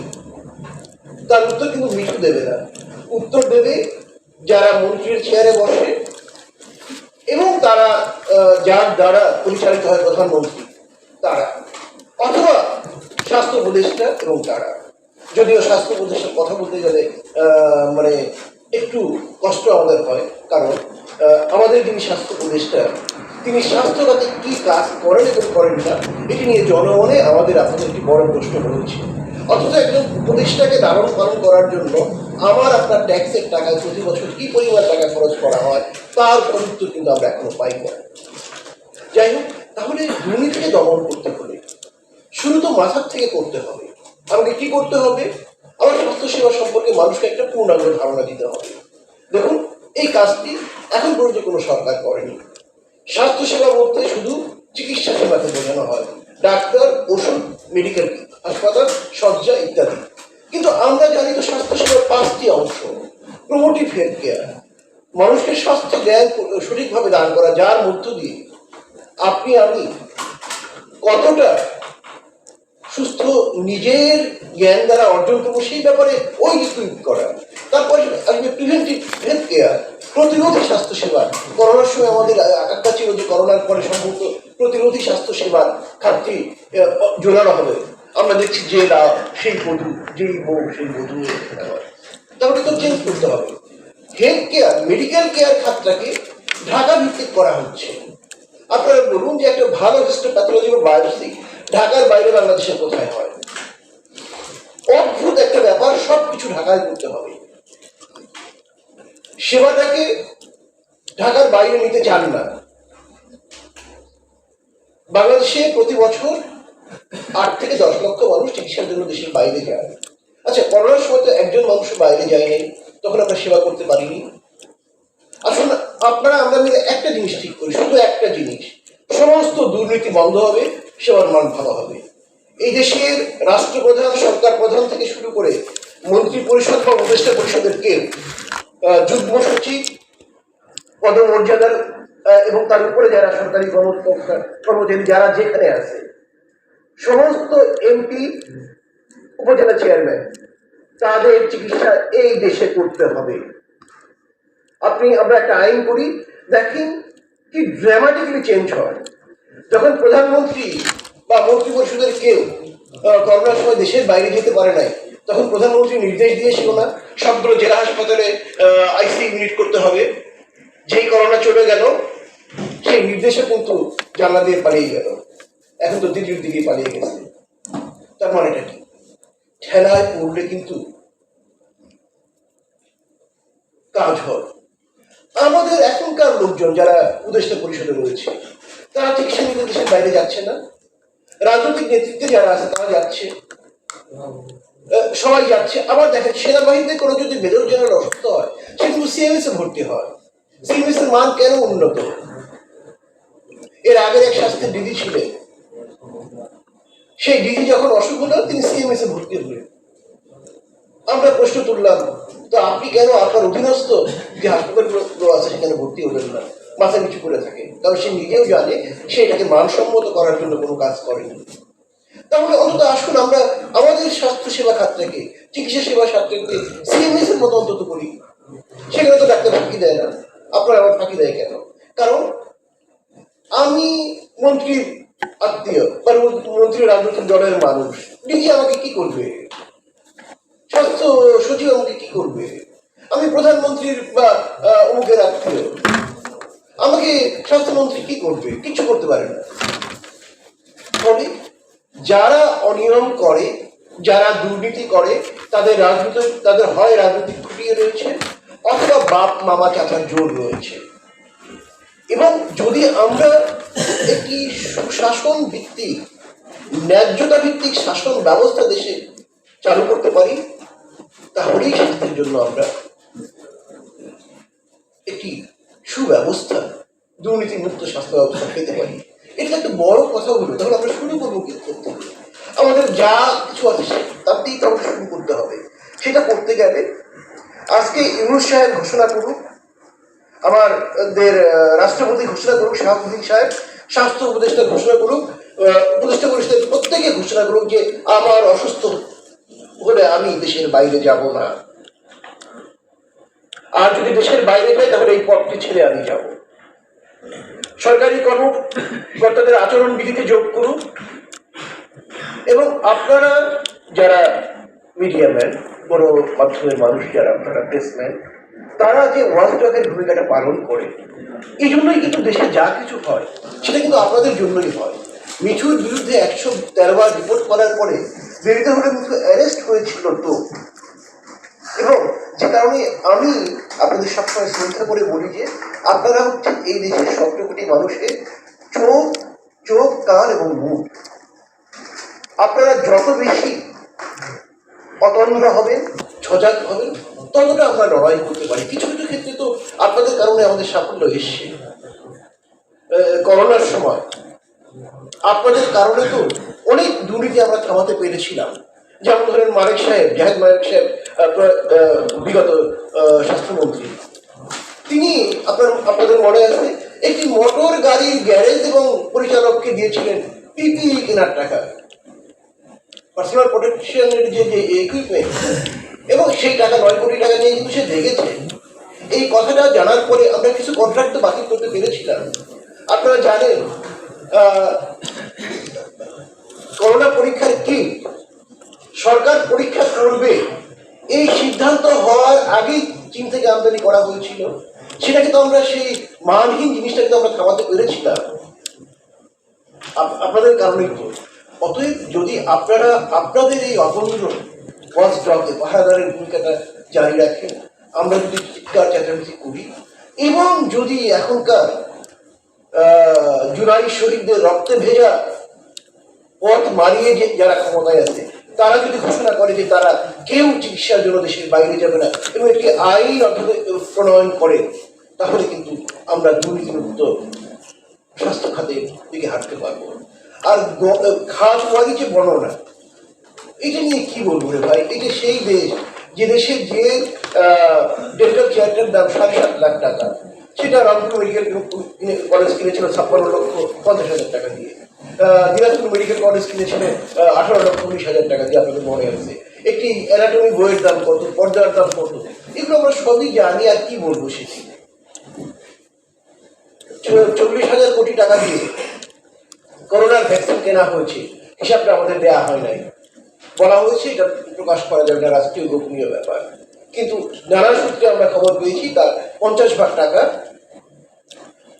মেরে দেওয়া হয়েছে এবং এই সরকারও সেটি প্রকাশ করতে পারত। আমরা স্বাস্থ্য খাতে দুর্নীতির একটি শ্বেত পত্রের জন্য দিনের পর দিন চিৎকার করে গলা ভেঙে ফেলেছি, সেটি কিন্তু হয়নি। কেন হয়নি জানিনি, কারণ একটা ব্যাপার তো বুঝতে পারি, হয়নি এই কারণে যে এতে যারা প্রভাবিত হবে বা যাদের নাম আসবে তারা তাদের একটি বড় অংশ এখনো নানাভাবে প্রশাসনের মধ্যে রয়ে গেছে। এখন যদি আমাদের শহীদের রক্ত সাথে লোকজন বিশ্বাসঘাতকতা করে, যদি আহত মানুষের বেদনার সাথে বিশ্বাসঘাতকতা করে, যে মধ্যপ্রাচ্য থেকে সম্ভ্রম হারিয়ে আমাদের নারীগণ যে রেমিটেন্স পাঠায়, সেই রেমিটেন্সের টাকা দিয়ে কেনা যন্ত্রপাতি যখন পড়ে থাকে, সেই সম্ভ্রম বিক্রির টাকার সাথে যারা বিশ্বাসঘাতকতা করে, তাদের ব্যাপারে কি হতে পারে বলুন? কি হতে পারে? আমার তো বারবার খুব ধরনের মনে হয় আপনারা আমরা খুব বাস্তব দুর্গের কথা বলি, ফ্রেঞ্চ রেভলিউশনের কথা বলি, সমস্ত তীব্র ক্ষোভ থেকে মানুষের মধ্যে সেরকম আকাশেই জন্ম নেয়। যাই হোক, আমি আমার ব্যক্তি জায়গা থেকে বলি, দুর্নীতি মুক্ত স্বাস্থ্য ব্যবস্থার জন্য একসময় যেমন স্বৈর শাসকের রক্তচক্ষুকে অবহেলা করে মানে না দেখে কথা বলেছি, পুলিশ খুঁজতে গিয়েছে অথবা ডিবি খুঁজতে গিয়েছে। যাই হোক, তো যদি আপনারা প্রেসম্যান এবং দুর্নীতিমুক্ত আন্দোলন এবং এই জাতীয় বিবেচনা প্রসূত বিবেক দ্বারা যারা কাজ করে তাদের সাথে দুর্নীতি মুক্তির জন্য স্বাস্থ্য, বিশেষ করে স্বাস্থ্য খাতে আমার প্রয়াসকে আমি বহাল রাখবো, জারি রাখবো। আপনারা ভালো থাকুন, সবার জন্য শুভকামনা। দুর্নীতিমুক্ত স্বাস্থ্য ব্যবস্থা নিশ্চিত করতে হলে আমাদের সবাইকে, নাগরিক, মিডিয়া, স্বাস্থ্যসেবা প্রতিষ্ঠান, নীতি নির্ধারক, সবাইকে একসঙ্গে একযোগে কাজ করতে হবে। দুর্নীতিমুক্ত স্বাস্থ্য আন্দোলন সেই পরিবর্তনের জন্যই কাজ করছে এবং আপনাদের সহযোগিতা কামনা করছে। আজকের সভায় উপস্থিত সকল বক্তা, গণমাধ্যম কর্মী ও অতিথিদের জানাই আন্তরিক ধন্যবাদ। এই পর্যায়ে আমরা অনুষ্ঠানের একদম শেষ পর্যায়ে চলে এসেছি। দুর্নীতিমুক্ত স্বাস্থ্য আন্দোলনের পক্ষ থেকে আমি মজুমদার আপনাদের সবাইকে আবারও শুভেচ্ছা এবং ধন্যবাদ জানিয়ে আজকের অনুষ্ঠান এখানেই শেষ করছি। সবাইকে